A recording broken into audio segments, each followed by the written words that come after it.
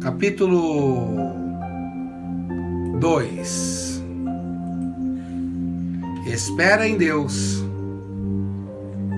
mas esforça-te.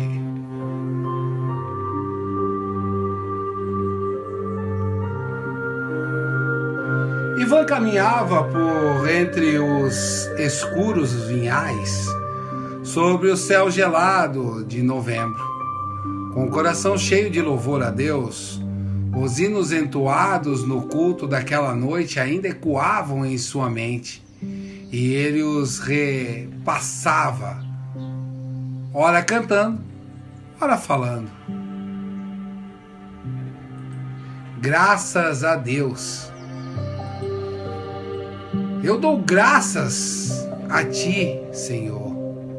Graças te dou por estes jovens, pelo culto de despedida, pelo pão, as uvas e o mel, pelo suco de uva fresca, de novas próprias do campo, por Boris e por Vladimir, por Luba, por Yankovitz, por Vitor e Stevalaine. Graças te dou, Senhor, pela palavra, pela tua palavra, pelas mensagens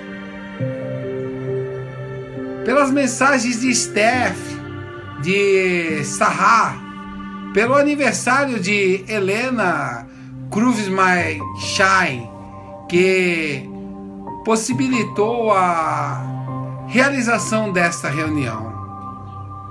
Da pequena janela da cozinha, Joana observava o filho que se aproximava pela trilha iluminada do luar.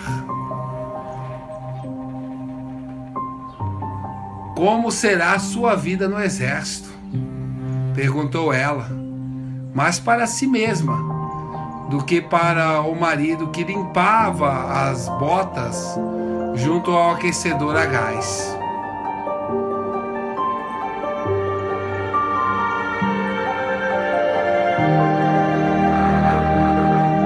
Ela soltou um dos calçados no chão, ruidosamente, e endireitou as costas.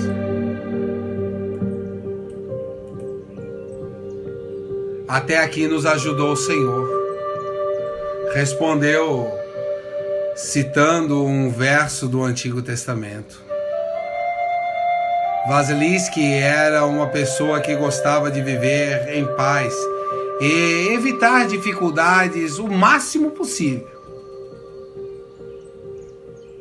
E nós já tivemos dias bem difíceis.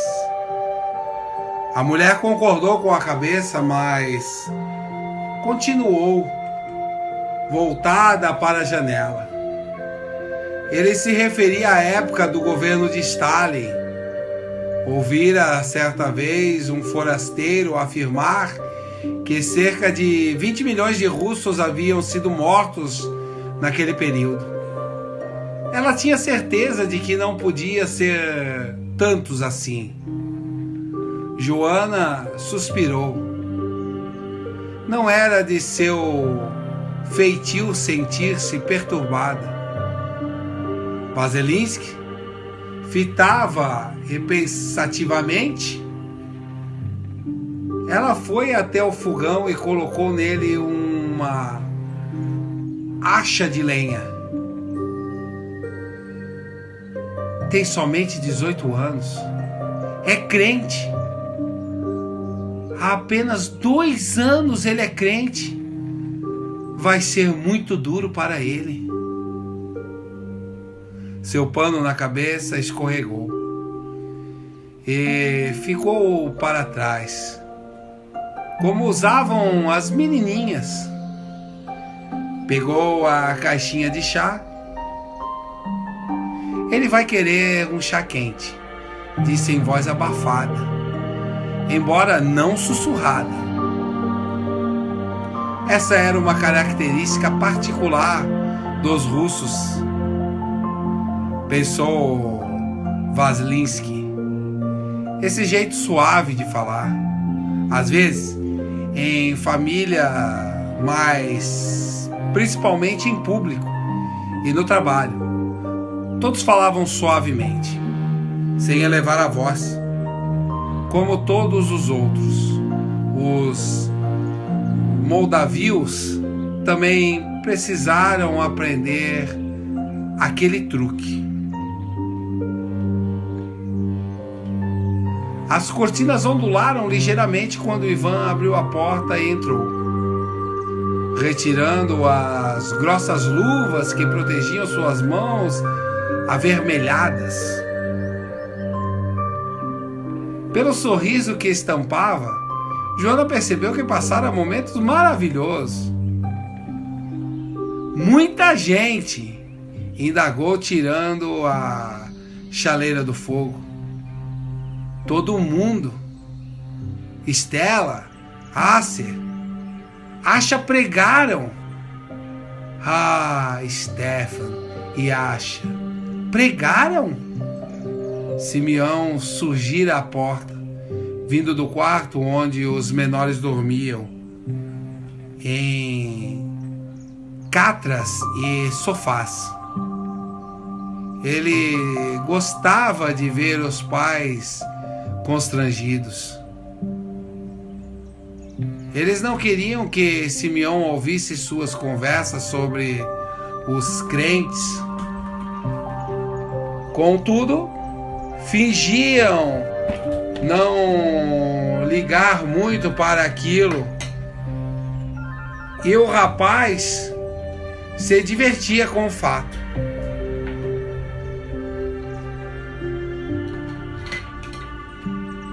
Olá, Ivan. Chegando do culto secreto, hein? Hoje é o aniversário de Helena.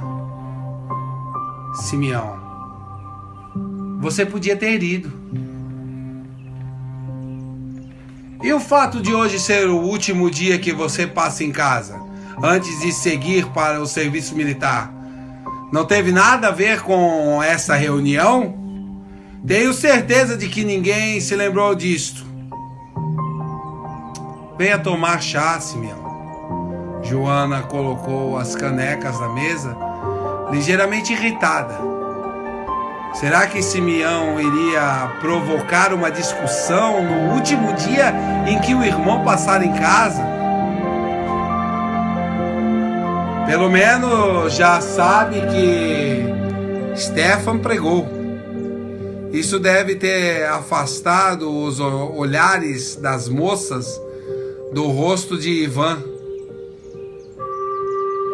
Por algum momento, riu Simeão, enquanto o outro se ruborizava fortemente. Joana sorriu. Ele vai dar um soldado muito simpático. Quando é que Simeão iria entender o interesse deles pela pregação da palavra? Ela também dava um motorista bem simpático. Ele também dava um motorista bem simpático. Não sei o que seus fregueses vão fazer agora. Já estou até ouvindo as velhinhas reclamando o tempo todo. Onde está aquele moço? O Ivan. Logo me esquecerão. Se você for gentil com elas... Gentil? Simeão repetiu a palavra entre dentes. Um termo que não se encontrava no vocabulário bolcheviques. Bondade, amor. O amor é apenas uma reação biológica. Todo mundo sabe disto. Seus olhos caíram sobre o quadrinho enfeitado com flores pregado à parede, que dizia: Deus é amor. Deus é amor? Como é um Deus que se supõe ser um espírito pode ter uma reação biológica? Seu amor por mamãe é biológico? Perguntou Ivan, colocando a caneca vazia sobre a mesa pensativamente. Lógico, é um sentimento de dependência pelo fato de ser ela minha mãe, como o papai dá-se o mesmo.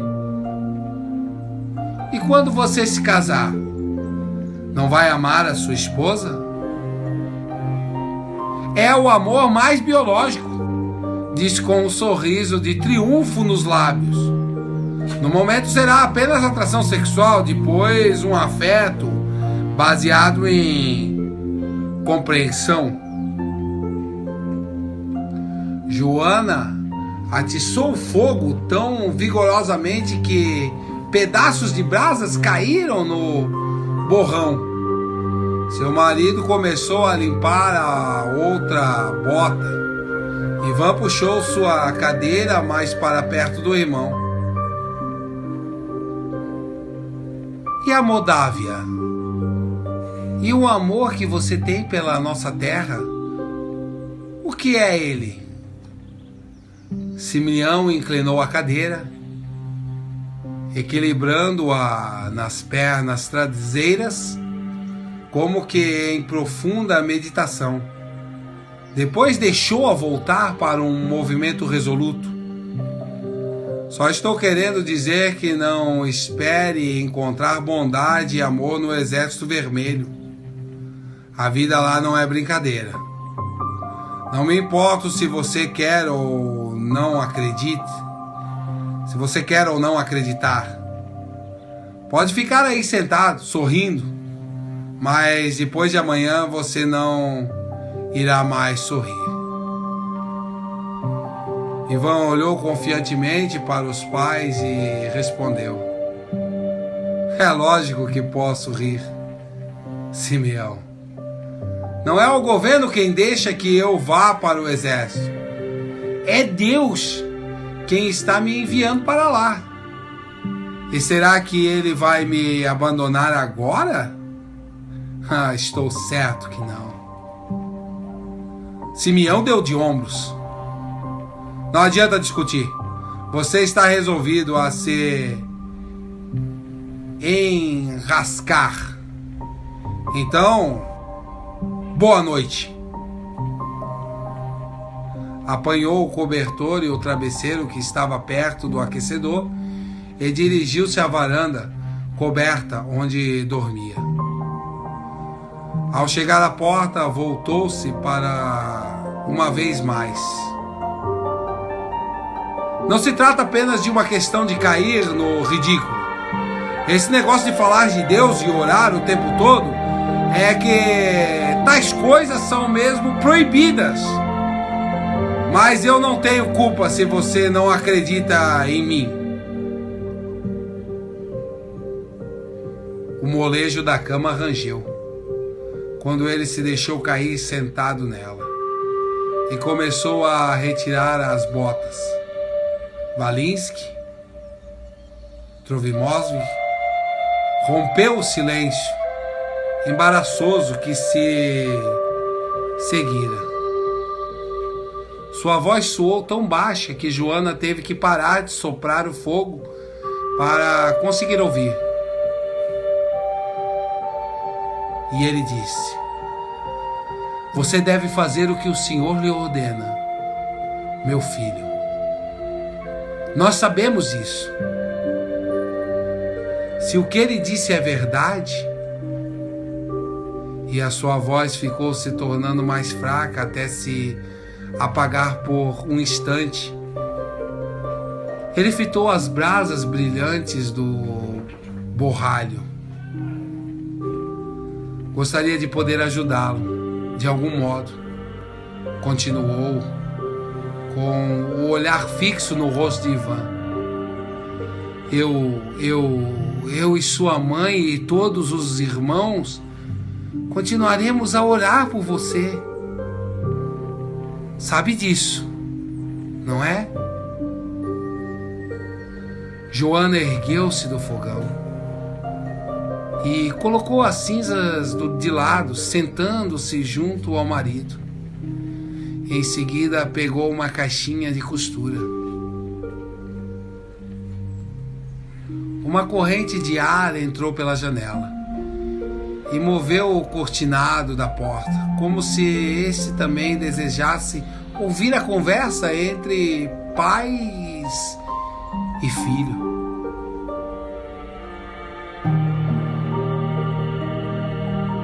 Havia em Ivan uma segurança que não parecia normal em um jovem de 18 anos. Joana vira a mesma determinação nos irmãos que haviam regressado dos campos de trabalhos forçados. Eles tinham enfrentado o que de pior havia no mundo, e chegando à conclusão de que era suportável, davam a impressão de ainda viverem naquela situação. Agiam diferentemente de outros homens. Corria entre eles o pensamento de que o único lugar onde se é livre é a prisão, já que ali tudo mais está perdido. Estranhamente, Ivan também gozava desta liberdade. Era como se ele nunca pudesse aprender a ser cauteloso. Ao olhar para os lados, antes de dizer qualquer coisa, a examinar todos os que estavam por perto, mesmo na igreja registradas, os crentes ainda tinham muito temor. Um observador do governo podia relatar que um deles conversara longamente com um visitante. Um pastor podia estar fazendo visitas em demasia a outros lugares. Ou poderia pregar com excesso de entusiasmo, ou esquecer de informações à polícia de alguma irregularidade de um de seus membros. Nas igrejas não registradas, como era o caso da deles, de sua discrição dependia sua segurança pessoal, mas não para Ivan. Antes de se inclinar para a frente, a fim de ouvir melhor o que o filho dizia, e ao fazê-lo afastou-se da luz que lhe iluminava o trabalho.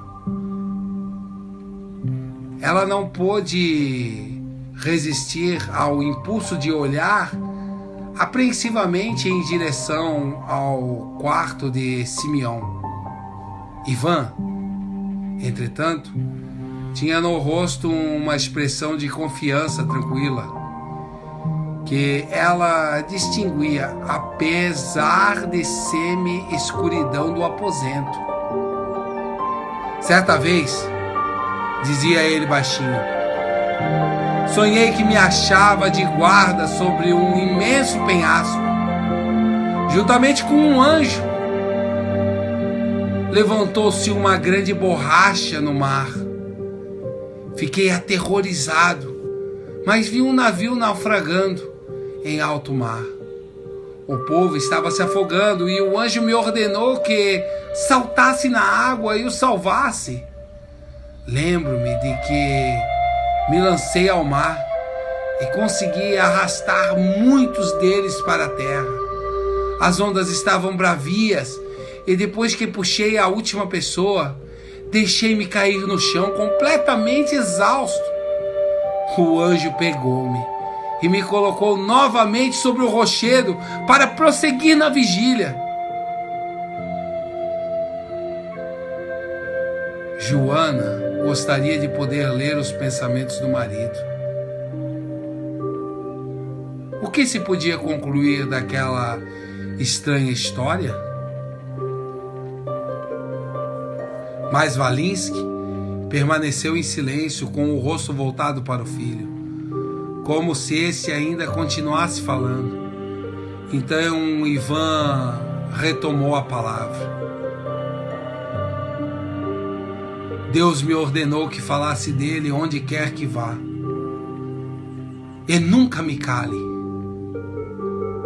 Isto confirma o que os pastores dizem. quando ensinam que devemos sempre testemunhar do amor de Deus, sem temer as consequências. Stefano mencionou isso hoje. Disse que temos que pregar o Evangelho onde estivermos, na escola, no trabalho, em toda parte, seguindo o exemplo dos apóstolos e profetas. Basilinski pensou em falar, mas hesitou. Por fim, dirigiu-se ao filho sorrindo levemente. Inclinou-se para ele e o abraçou por longo tempo. E disse: então você deve obedecer a Deus. Ivan, vamos orar por isso. Para o pai, aquela foi uma longa noite, enquanto seu filho dormia. Ivan, com a mala pronta ao lado da cama, ele se ajoelhou sobre um cobertor junto ao fogão e lutou em orações em favor do rapaz.